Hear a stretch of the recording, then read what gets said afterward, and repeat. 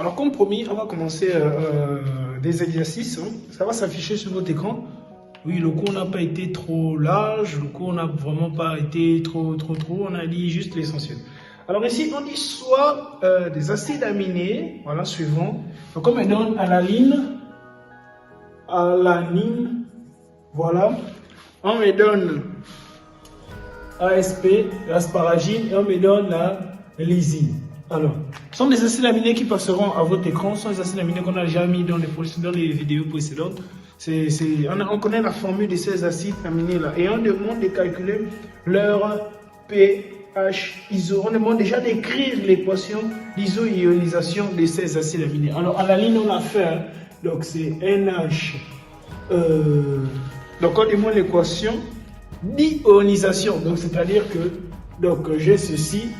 J'ai mon COH plus mon H2O ici. Donc ça va donner quelque chose. Donc ce qu'on appelle l'équation d'ionisation. C'est-à-dire c'est voilà quoi. Là c'est l'équation d'ionisation. Bon, ça c'est le début pour ceux qui n'ont pas assisté.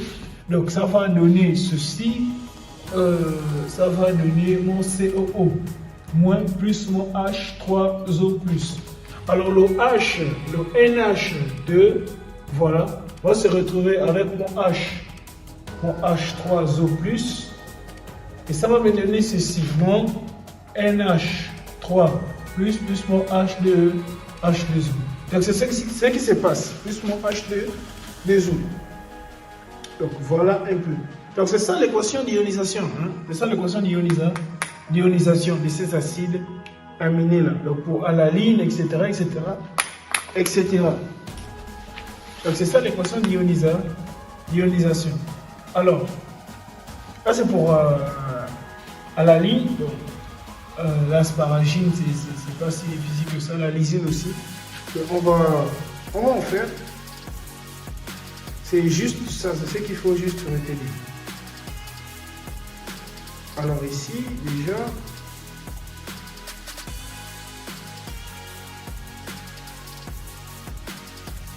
pour la lysine, par exemple, la lysine, donc, lorsqu'après ionisation pour alaline, après ionisation, l'alanine va ressembler à ça. Hein? C plus NH3 plus CH, CO, H ici, et ici, ça va être un CH3. Alors que de son côté, l'acide aspartique va ressembler à ceci. NH3+, CH, ici COH, ici CH2 et ici COH. Après ionisation, ici un plus ici. La lysine va ressembler à quoi? Alors la lysine ici, elle va ressembler à ceci après ionisation. Donc j'aurai mon NH3 plus ici, avec mon CH, mon COH, et ici j'aurai quoi? J'aurai mon CH2 4 fois, et ici en bas j'aurai mon NH3 plus. Donc c'est mon CH2 que je dois mettre 4 fois avant d'avoir ceci. Donc voilà un peu voici un peu comment ces groupements-là vont ressembler après ionisation, ce qu'on demande l'équation d'ionisation. Donc après ionisation, l'alanine va ressembler à ceci, l'acide aspartique va ressembler à ceci, et la lysine va ressembler à ceci après ionisation. Et c'est très important, pourquoi? Parce que ici, on me demande déjà de donner le pHI de chacune de ces équations. Alors je vais commencer déjà par l'alanine. Voilà, c'est un peu difficile à prononcer. Alanine.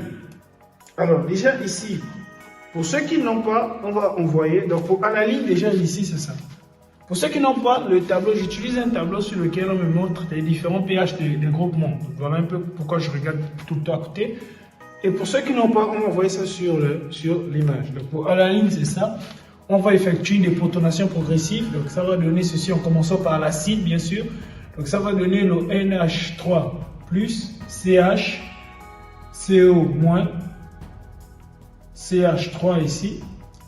Donc après, Ça va me donner quoi ici? Ça va me donner ici que j'aurai mon NH3 plus CHCO moins, mon NH2 ici, vraiment NH2, CO moins, et ici mon CH3. Alors, je vais mettre ici les valeurs de pH ici. Alors, j'ai 2,35 et 9,87. 2,35 et 9,87. Alors, ici, avant qu'il y ait des protonations, comment était ma molécule au départ? On se rend compte qu'il y avait une seule charge positive, alors je l'écris ici. Une seule charge positive. Alors, lorsqu'on commence la première déprotonation, qu'est-ce qu'on se rend compte qu'il n'y a aucune charge dans le milieu? Pourquoi? Parce qu'il y a autant de charges positives que de charges négatives, d'où je mets Q0. Et après, on se rend compte qu'il y a une dernière charge qui apparaît sur une charge négative que je vais mettre ici. Alors, donc mon pHI pour alanine, ce sera ceci. Mon pHI sera égal à mon 2,35 plus mon 9,87 sur 2, et qui me donne une histoire de 6, un truc comme 11, 6,11 comme ça. Donc voici mon pHI, 6,11. Et il y a encore une question que l'on pose après avoir calculé le pHI ici. On me dit, bon, on termine d'abord par le pH, mais ici ça me donne un truc comme un 6,11 ici. Alors on va passer à l'acide aspartique, et c'est très important ici pour l'acide aspartique. Alors, je vais effacer ça, mais retenons que le pH de alaline, si je peux bien mettre ça comme ça ici, je vais mettre 6,11 par là. Alors, on va continuer avec l'acide aspartique. Alors, la formule de l'acide aspartique, c'est NH3. Ici, j'ai déjà effectué l'ionisation. Ça va faire mon CH ici, mon COH, ici mon CH2 avec mon COH. Qu'est-ce qui se passe? On va effectuer progressivement une déprotonation. Et lorsqu'on veut effectuer une déprotonation ici, ça va faire ceci. Donc j'aurai mon NH3 plus mon CH ici, j'aurai mon CH2 et mon COH. Mais c'est là où je vais mettre CO-. Pourquoi? Parce qu'au fur et à mesure qu'on avance, on enlève quelque chose. Alors, on continue là. Ce sont des réactions qui sont, on va dire ça comment, qui sont partielles, elles ne sont pas complètes. Il faut mieux mettre les deux tirets. Alors ici, donc ça va me donner NH3 plus, CHCO moins, CH2 avec un COO moins ici. Et la dernière équation, je vais l'écrire ici. Donc ça va me donner ici mon NH2, mon CH, mon CH2, mon COO moins. Ici, c'est mon COO moins. Alors, déjà, la question qu'on nous demande ici, bon, ce n'est pas une question, mais on me demande ici déjà de calculer le pH. pHI. Alors, le pHI sera égal à quoi? Déjà, je trace ma ligne ici. Je vais mettre les différents pH. Alors, pour celui de l'acide, il y a deux acides, si vous avez remarqué. Il y a l'acide là, et il y a celui-ci aussi. D'où on aura deux pH acides, deux pH de l'acide en fait, deux pH. Alors, le premier pH ici sera une affaire de... C'est pour le premier acide, donc c'est l'acide principal, l'acide de la chaîne principale. Donc, c'est celui-ci. Et il est égal à 1,89. L'acide aspartique, 1,89. Alors, j'aurai ici 1,89 ici. Le deuxième pH est égal à 3,96, 3,96. Et mon dernier pH, c'est celui de la base qui est égal à 10,00. Alors, maintenant que j'ai mis les pH comme ça, je regarde comment est ma solution au tout début avant d'avoir commencé la déprotonation. J'ai mon Q positif. Lorsque je commence ma déprotonation, j'ai un Q0, c'est-à-dire qu'il y a autant de charges positives que négatives, les deux s'annulent. Et après, ensuite, lorsque je continue ma déprotonation, j'ai ce qu'on appelle un Q moins et ici j'ai un Q de moins. Donc c'est un peu ça. D'où mon pH iso-ionique sera égal à quoi? 1,89 plus 3,96 sur 2. Donc c'est ici qu'on va calculer le pH iso-ionique. Donc c'est un peu ça.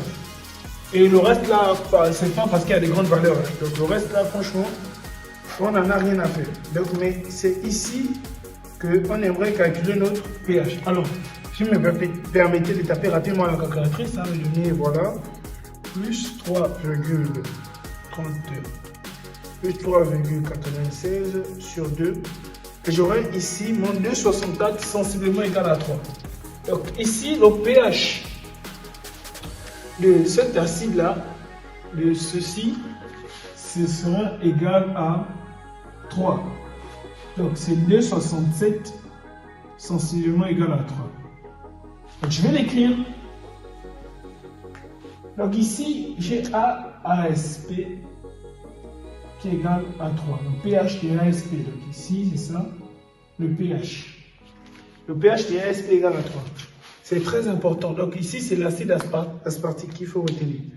Alors, on va terminer avec la lysine. Alors ici, avec la lysine déjà, il faut connaître la formule de la lysine. Donc c'est NH3 plus, il a déjà subi l'ionisation. C'est mon CH, mon COH ici.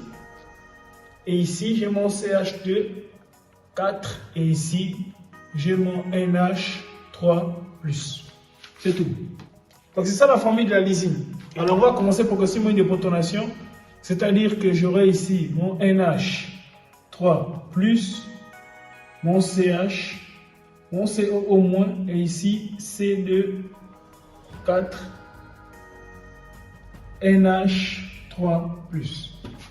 Je continue. Ma déprotonation, cette fois-ci, j'attaque celui qui est en bas. Ça me fait mon NH3 plus, mon CH, mon CO-, et ici j'ai mon C2, 4, et ici j'ai mon NH2. Et en terminé, j'aurai ici mon NH2, mon CH, mon CO-, mon CH2 ici, et là j'aurai mon CH2, 4, ici j'aurai mon NH2. Alors, si je décide de faire ce qu'on venait de faire, je trace ma ligne, que je vais mettre les différents pH. Alors ici, j'ai 2,16 ici. Ici, j'ai 8,80. Et en bas, j'ai 2,16, 9,20. 9,20 ici. Et là, j'ai 10,80. 10,80 ici. Alors, ce sont les valeurs de qui? La lysine ici, lorsqu'on regarde la lysine, on a 2 NH3, NH3. Donc ici, c'est ceux de l'acide déjà que l'on voit là. Celui-ci, c'est celui de ce NH3 là. Et celui-ci, c'est celui de ce NH3 là. Alors, lorsqu'on débute, lorsque l'on commence, et c'est là où plusieurs réponses vont apparaître, voilà quoi. On va voir plus clair. Lorsque l'on commence, avant de commencer la déprotonation, au début, comme il y a des charges positives, on a deux charges, donc deux charges positives avant de commencer la déprotonation. Donc autrement dit, j'aurai mon Q de plus. Je n'aurai pas Q plus, j'aurai mon Q de plus. Q pour représenter le nombre de charges. Alors, ensuite, lorsque je commence la déprotonation, je me rends compte que j'ai combien de charges dans le milieu au total. J'ai combien de charges dans le milieu? J'ai mon Q plus. Donc vous voyez qu'à chaque fois ça diminue. Et après, là-bas, plus tard, ici j'ai combien de charges dans le milieu? C'est là où j'atteins mon Q 0. Et après, j'ai mon Q. Et nous, mon pHI, le pHI de la lysine sera égal à quoi? Sera égal à 9,20 plus 10,80 sur 2. Donc voilà un peu. Donc 9,20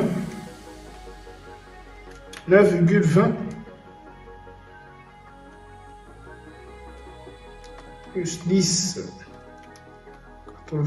sur 2. Donc ici le pHI sera égal à quoi? Sera égal à 10. PHI sera égal à 10. Donc je vais écrire ça là. Lise. PHI égale à 10.